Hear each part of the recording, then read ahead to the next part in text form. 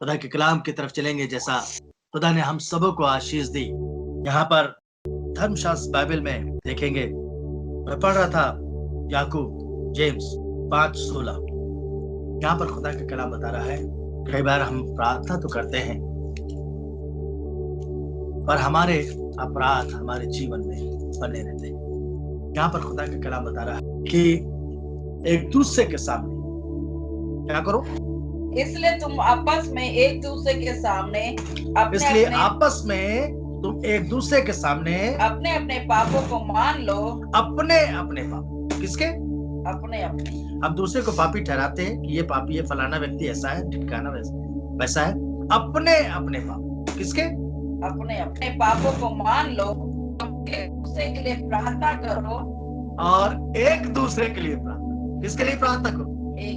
अपने परिवार के लिए, सिर्फ अपने परिवार के लिए प्रार्थना करो। बाइबल बता रही है एक दूसरे के लिए, जिस किसी के लिए भी आपके मन में आ जाए उसके लिए प्रार्थना करो, एक दूसरे के लिए प्रार्थना करो। और विशेष तौर से एक दूसरे यानी पति और पत्नी, भाई बहन, भाई भाई एक दूसरे के साथ बैठ जाए और प्रार्थना करें। मैं सोच रहा था कि रात में जब लोग प्रार्थना करते हैं तो एक एक का नाम है। मैं चाहता हूँ परिवार के 2 लोग एक साथ प्रार्थना किया। रात की प्रार्थना जितने भी लोग हैं वे परिवार के 2 लोग, एक सोए तो दूसरा उसे जगाए।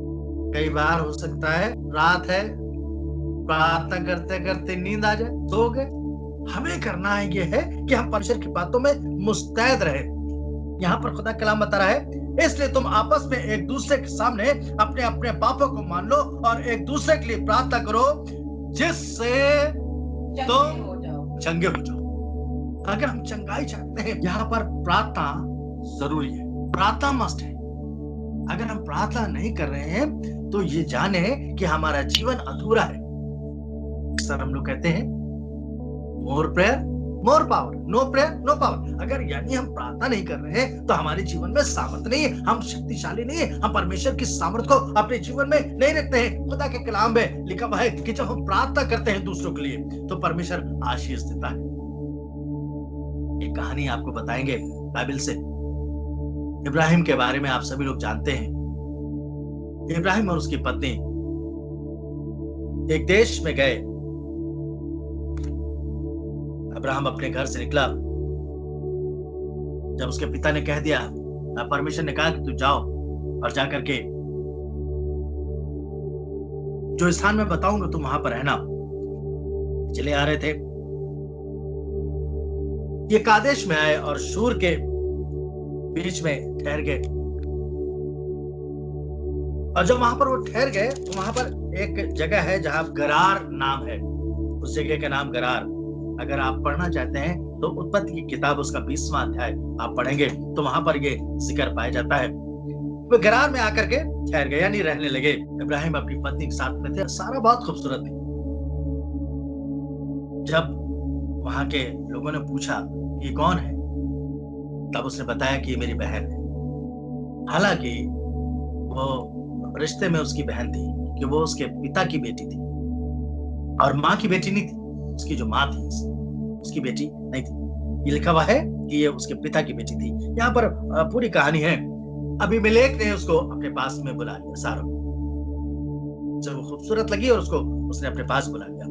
और ऐसा हुआ कि जब वो रात में सो रहा था तब परमेश्वर ने उससे सपने में बात करने लगा, दर्शन से बात करने लगा। परमेश्वर उसको दर्शन दिया और दर्शन में उससे बात करने लगा। उसने कहा जिसे तू लाया है वो एक नबी की पत्नी है, उसे वापस कर, वापस छोड़। कलाम बताता है ये बहुत डर गया क्योंकि परमेश्वर ने उससे कहा था कि वे तेरे लिए प्रार्थना करेगा और वो नबी तेरे लिए प्रार्थना करेगा और तुम चंगे हो जाओगे, तुम्हें आशीष मिलेगी। खुदा के लोगों, कई बार ऐसा होता है कि हमें लगता है कि हम जो कर रहे हैं बिल्कुल ठीक कर रहे हैं, पर यहाँ पर खुदा का कलाम बता रहा है कि जब इब्राहिम की पत्नी वहां पर चली गई, ये डर गया। लिखा हुआ है इसने सवेरे सवेरे उठा और अपने तमाम कर्मचारियों को बुलाया गया। यहाँ पर कुछ प्रकार से लिखा हुआ है, उत्पत्ति उसका 20वां अध्याय और उसके 6 पद को पढ़े। परमेश्वर ने उसे स्वप्न में कहा, मैं भी जानता हूँ कि अपने मन की खराई से। हाँ, ये अबीमेलेक से परमेश्वर की बात हुई थी स्वप्न में ही। तब वो बात करने लगा और कहने लगा कि परमेश्वर, मैंने सच्चाई से इसका किया है, मुझे मालूम था कि वो उसकी बहन है, इसलिए मैंने उसको बुलाया था। तू तो सच्चाई जानता है। तब परमेश्वर कहा, हाँ मैं जानता हूँ, इस सच्चाई को मैं जानता हूँ जी। कि अपने मन की खराई से तूने यह काम किया, तूने अपने मन की खराई से काम किया है, और मैंने तुझे रोक भी रखा, मैंने तुझे रोक लिया। कि तू परमेश्वर के लोगों, अगर आपको लगे कि आप पाप में पड़ने वाले हैं, तो आप परमेश्वर से प्रार्थना करें कि परमेश्वर, अगर मुझसे पाप हो तो तुम मुझे रोक ले। परमेश्वर रोक लेगा। लिखा हुआ है, अबीमेलेक को रोक लिया परमेश्वर ने, उससे पाप नहीं करने दिया। तब बाइबल बताती है, आगे पढ़े, मैंने तुझे रोक भी रखा कि हाँ, तू मेरे विरुद्ध पाप ना करे, तू मेरे विरुद्ध पाप ना करे। यानी जब हम किसी दूसरे की पत्नी के साथ में गलत व्यवहार करते हैं तो हम पाप करते हैं।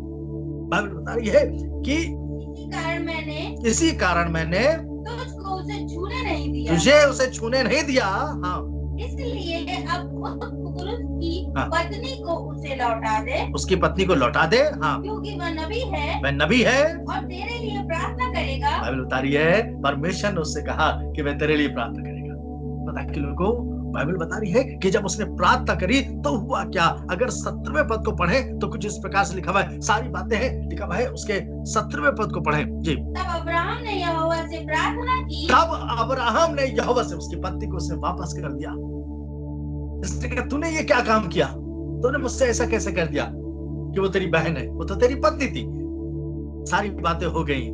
तब लिखा हुआ है, तब अब्राहम ने यहोवा से प्रार्थना की, और यहोवा ने अबीमेलेक और उसकी पत्नी, यहोवा ने अबीमेलेक और उसकी पत्नी और दासियों को चंगा और किया, दासियों को चंगा कर और दिया। वे रहने लगी। हालेलुया। परमेश्वर अनुग्रह करता है।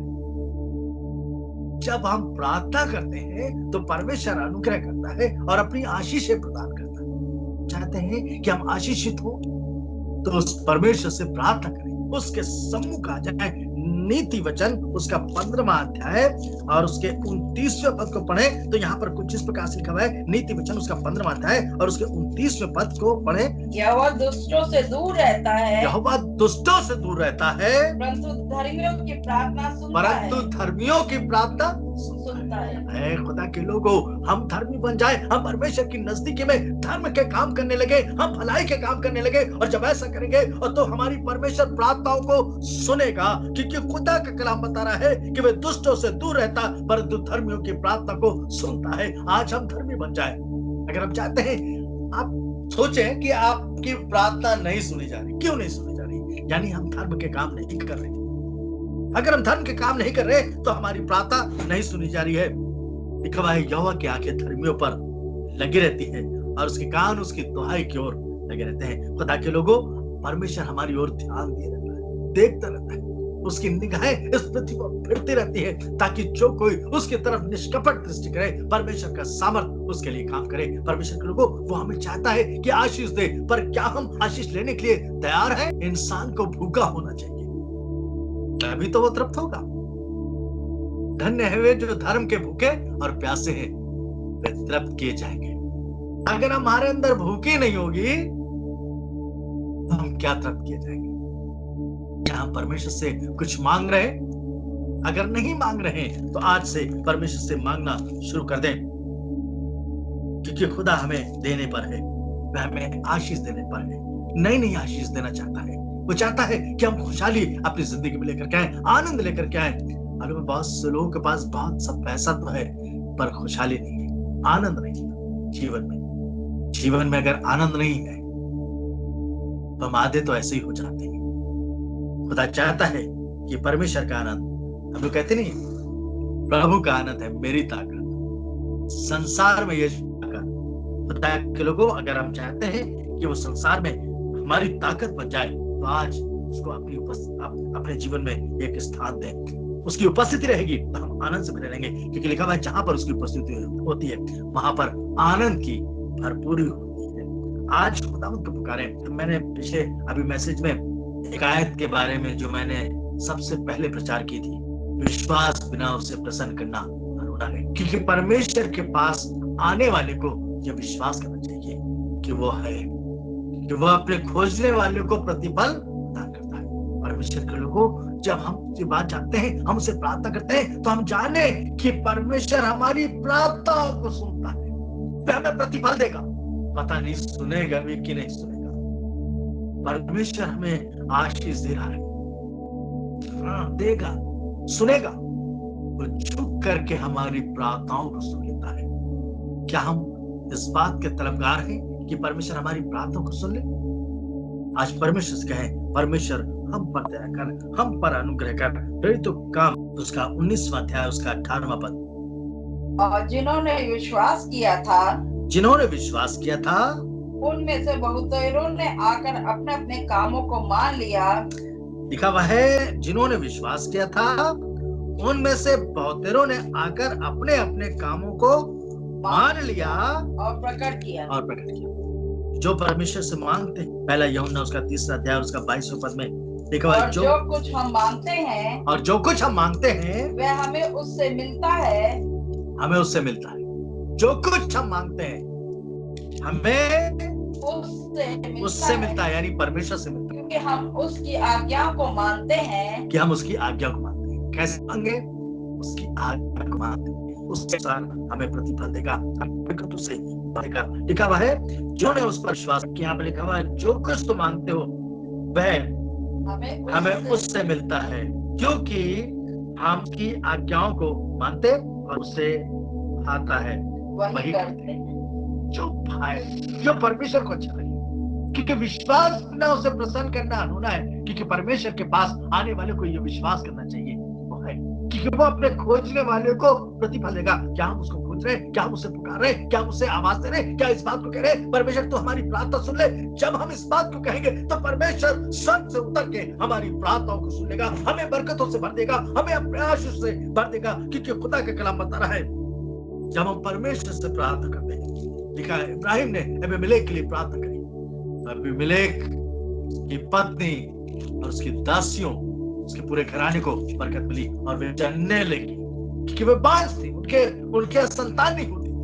परमेश्वर ने आशीष दे दी। जब कोई नबी या जो कोई खुदा का सेवक आपके लिए प्रार्थना करे, उसे हल्की बात मत जानिएगा, क्योंकि परमेश्वर आपके लिए जब आशीष देना मांगता है तो बहुतायत से देता है।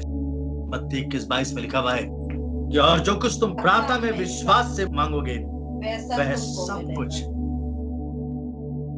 सब कुछ अगर हम धार्मिकता के काम करेंगे, आज खुदावंद को पुकारें, आज परमेश्वर से कहें, क्या हम इस बात के तलबगार हैं कि परमेश्वर हमारी प्रार्थना को सुन ले? आज परमेश्वर से कहें, परमेश्वर हम पर दया कर, हम पर अनुग्रह कर।